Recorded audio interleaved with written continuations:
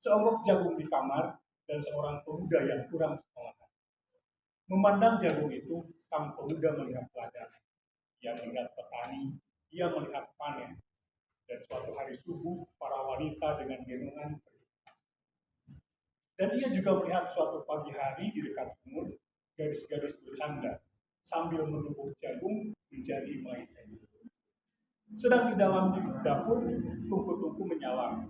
Di dalam udara murni tercium bau kue jagung. Seonggok jagung di kamar dan seorang pemuda.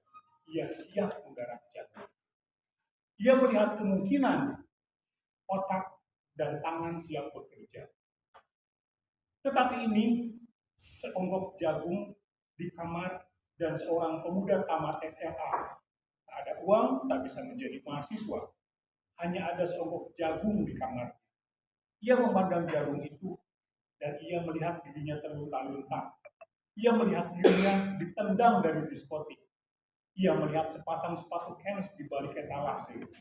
Ia melihat saingannya naik sepeda motor. Ia melihat nomor-nomor lotre. Ia melihat dirinya sendiri miskin dan gagal. Seonggok jagung di kamar tidak menyangkut pada akal, tidak akan menolongnya.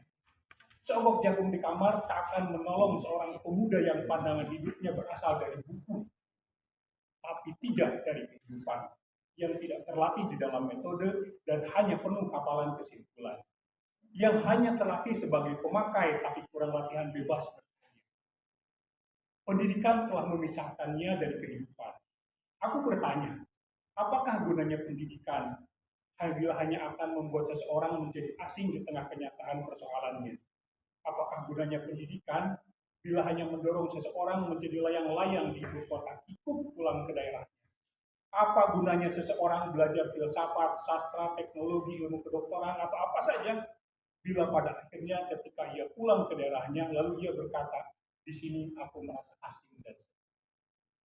Nah, apa yang digambarkan dalam fenomena tersebut itu sangat